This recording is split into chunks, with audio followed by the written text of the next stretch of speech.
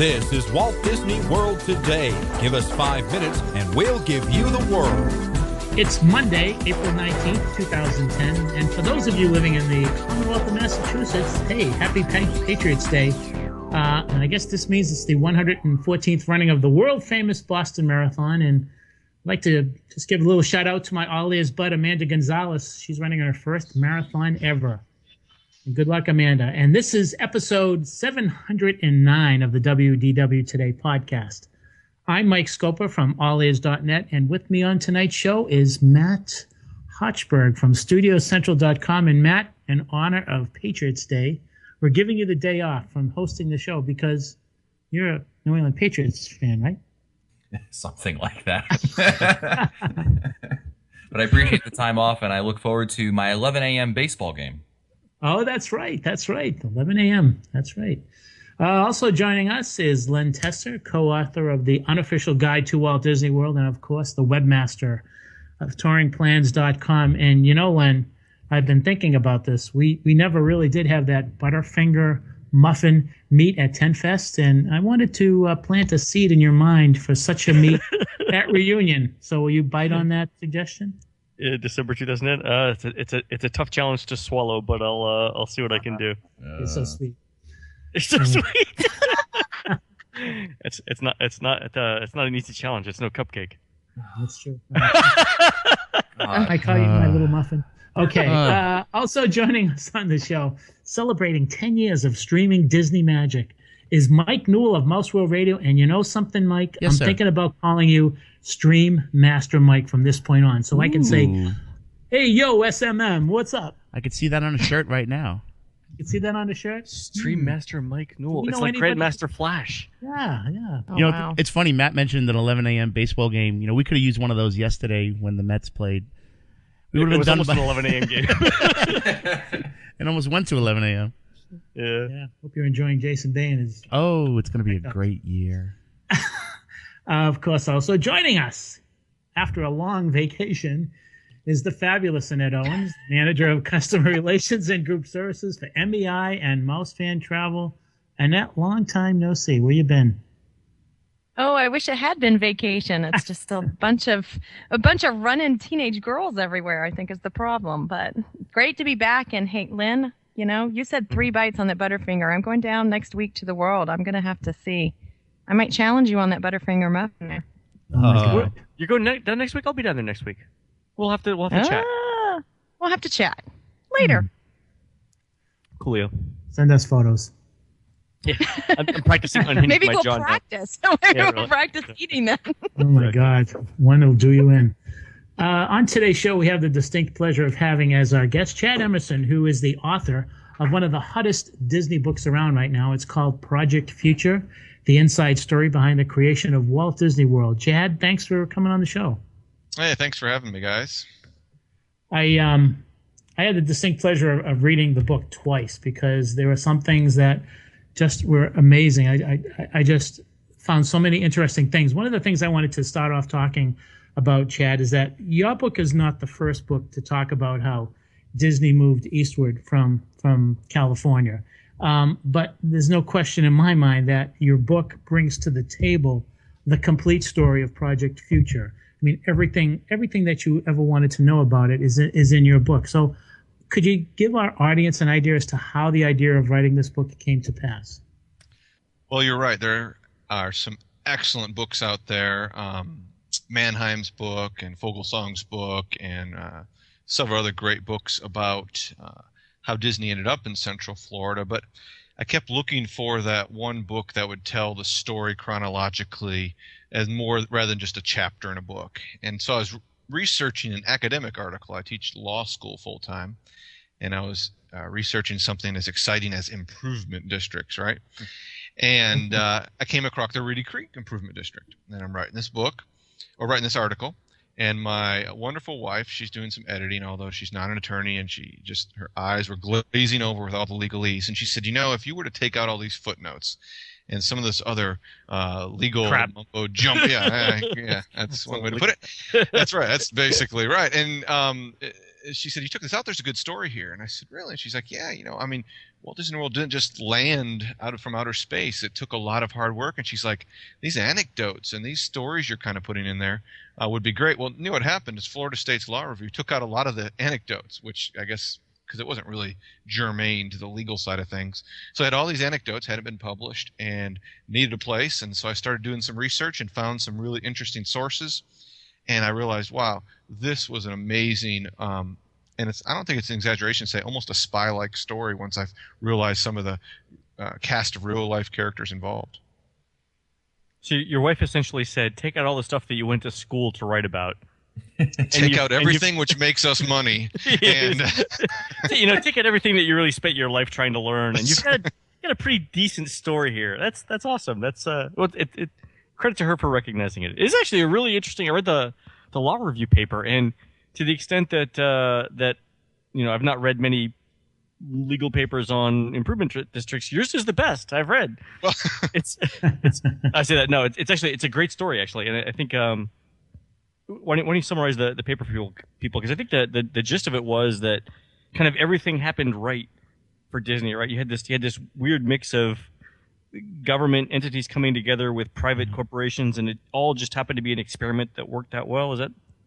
Yeah, well, the paper really explored improvement districts. They're kind of a private-public hybrid of form of governance and how they can be used. And subsequent to Reedy Creek, which is basically the operating system for Disney World, subsequent to that, other areas down Wayne Huizenga down in South Florida and Miami and other people have used improvement districts.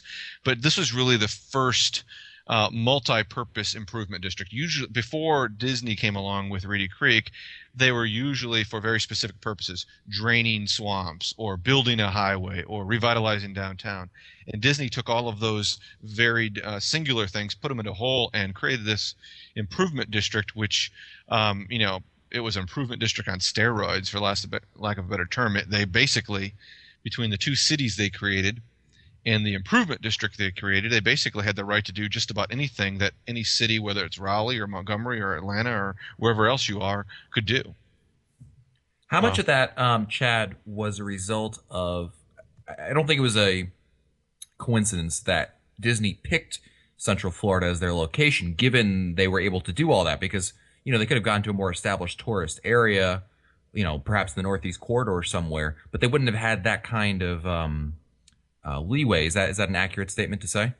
Yeah, I think one of the areas where Walt and the Disney folks were pretty interested in was in the New York area, the Meadows area. They're pretty interested there just because such a strong population base was there, and no one from the East Coast was really going to the West Coast, and they figured, let's locate where the people are on the East Coast. Well, I think what they learned from the 64 and 65 World's Fair, they had some great products there, but they learned about the red tape involved, even just putting your exhibit together. And, whatever you feel about that, that's, it's different. But at the time, Florida was a much less unionized, much less regulatory environment that they could get away, or I said get away, that's not, they could do things which, you're right, would otherwise require a lot of additional layers of regulation, whether it be in New York or even D.C. Card Walker, I learned this was always up until the very last moment they selected in June of 65 Disney World. Card Walker was a huge advocate for the Washington D.C. area. And even with the snow and everything, I mean, they were willing to look past that.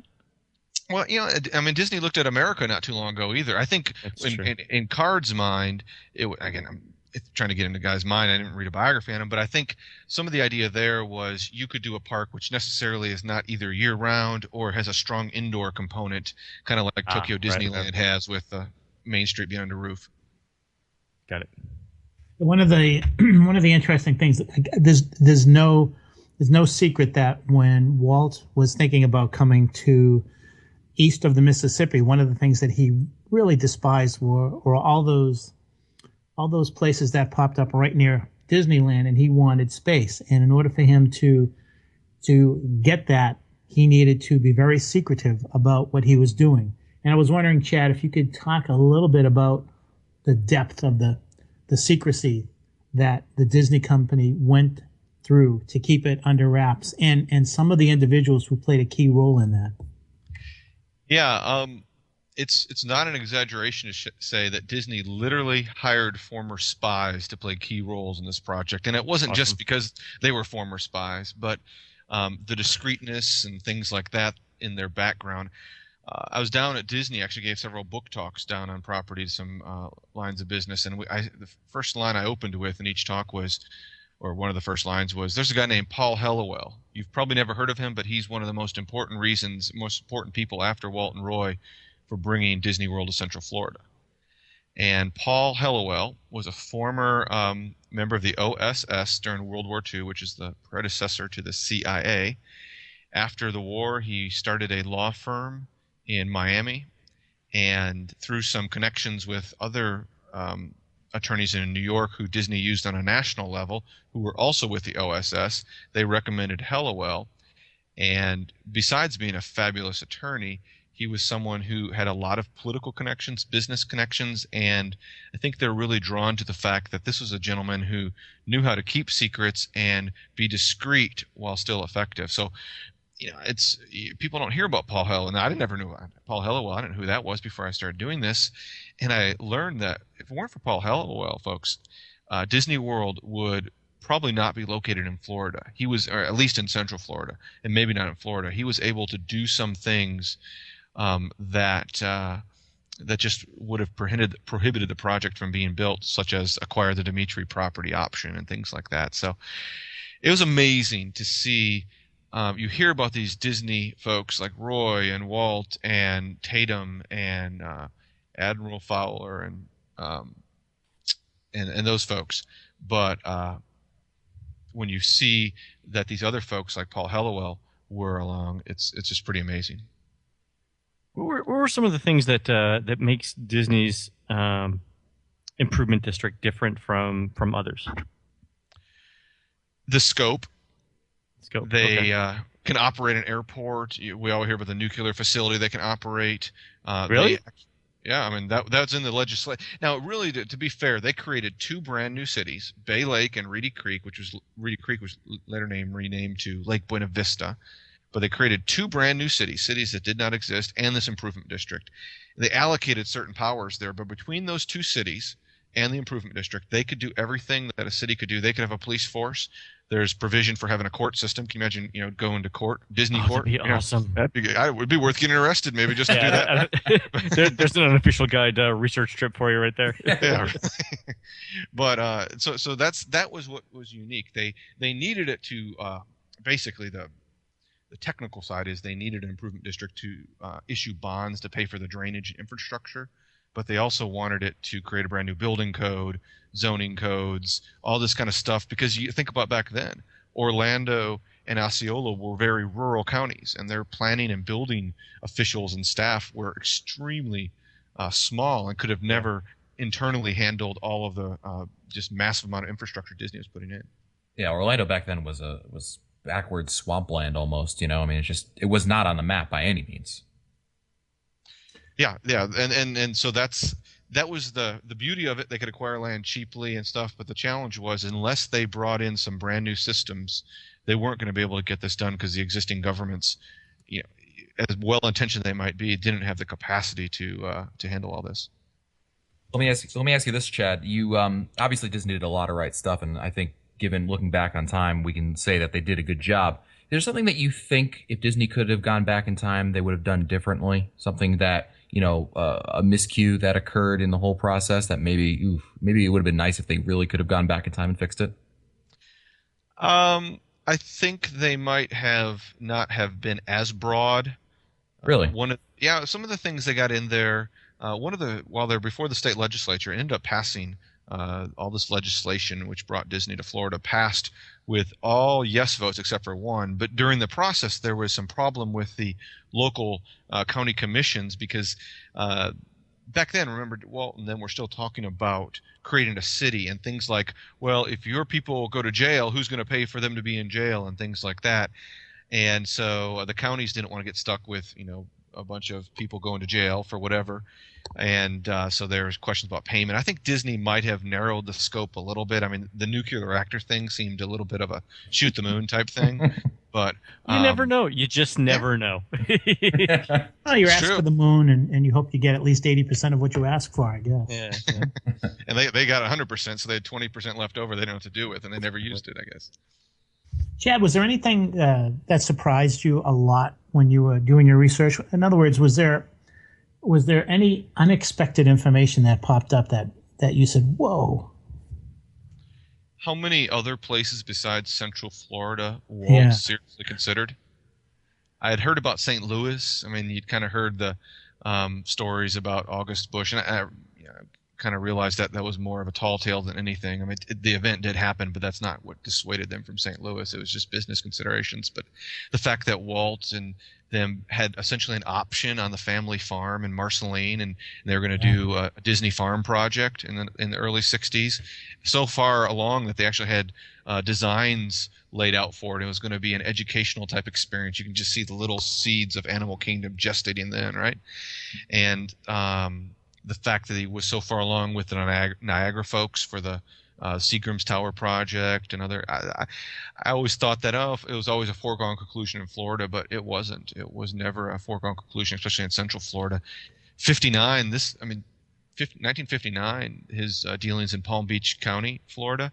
If that handshake deal that he had with a billionaire down there named John MacArthur, if that had not fallen through after the Disney business people came over and realized the handshake deal wasn't as good as they needed, if that had not fallen through, just think. 59, that would have started. Walt would have lived 7 more years into the project. It would have been much further along, and you can probably suspect that they would have never built in Central Florida if they were focusing their efforts in North Palm Beach County. So the fact, it's unfathomable to me, is that you drive down the turnpike and get on I-4 and Disney World's not there, but it was almost at the end of the turnpike. Chad, when you and I were talking about this a few days ago, one of the things that you and I talked about was you were amazed as to how many events had to take place in order for everything to fall in line so that Walt Disney World did end up in Orlando. And one of the things you and I talked about, and it's one event that I'd love to have you share with our listeners, is about the meeting that took place in Boston regarding some mineral rights.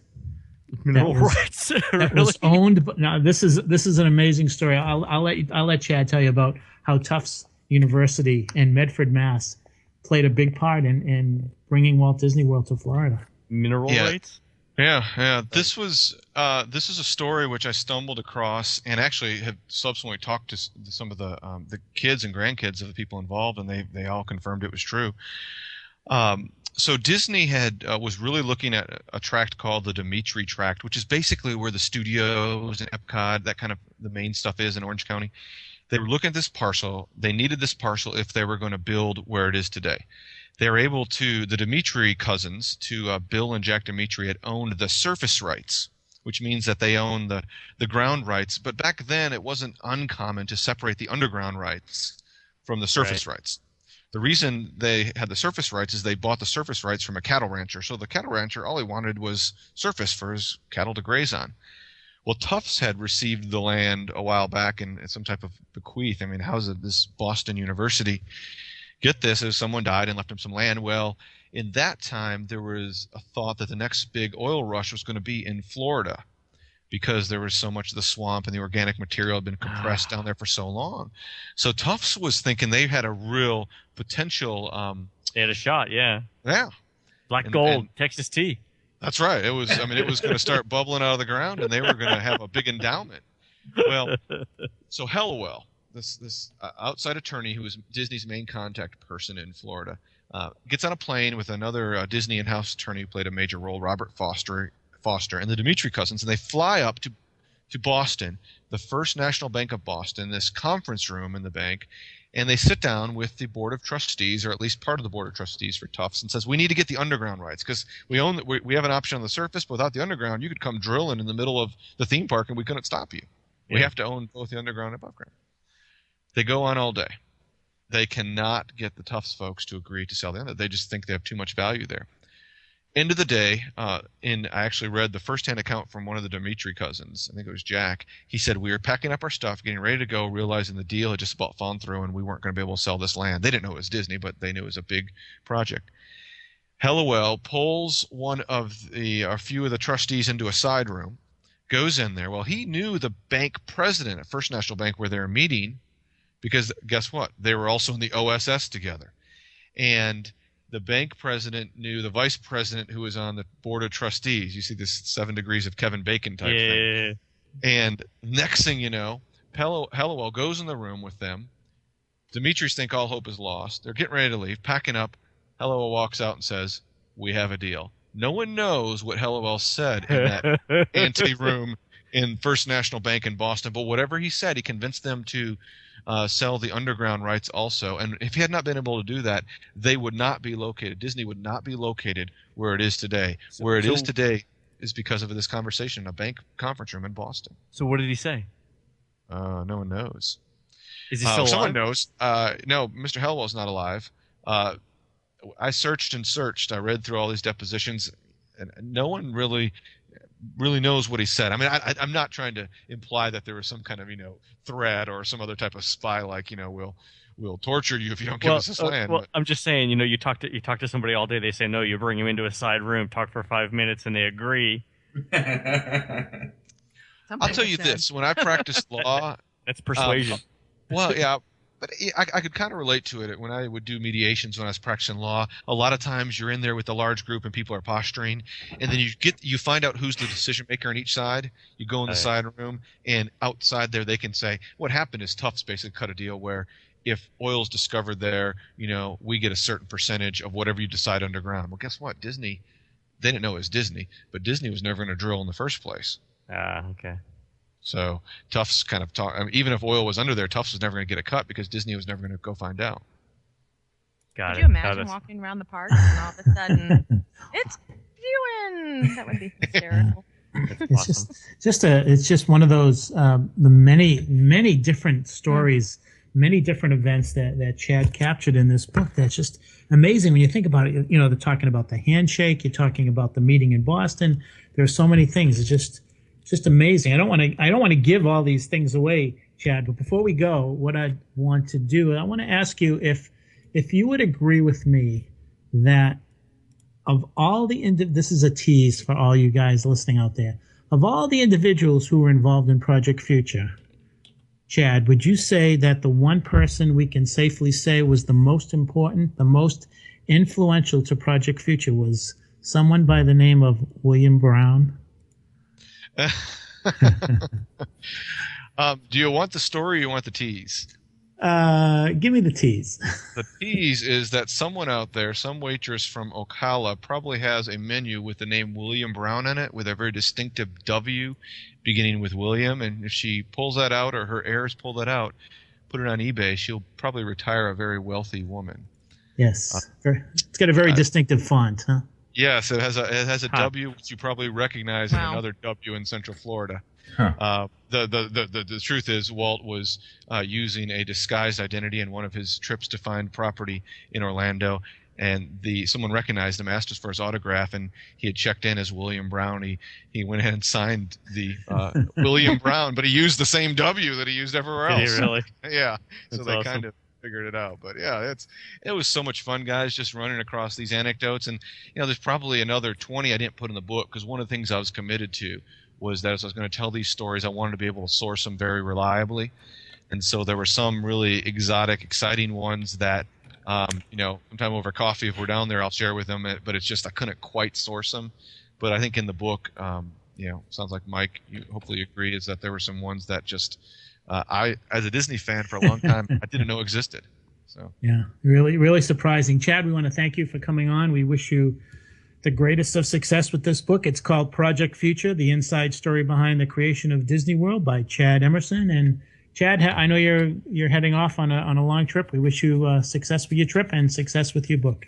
Yeah, I'll be over at Tokyo Disney Seas for the first time. So if anyone's over there, just look me up and we'll get together. So Nice. Fabulous. Okay, so that'll do it for today's show. And if you want to find our old episodes, if you want to read our show notes, if you want to send us comments, you can visit the WW Today website at wdwtoday.com. So for Matt Hochberg, Mike Newell, Len Tesser, Annette Owens, and our special guest, Chad Emerson, this is Mike Scoper saying, we'll see you next time. Stupid Judy, stupid energy. This has been a production of Mouse World Radio.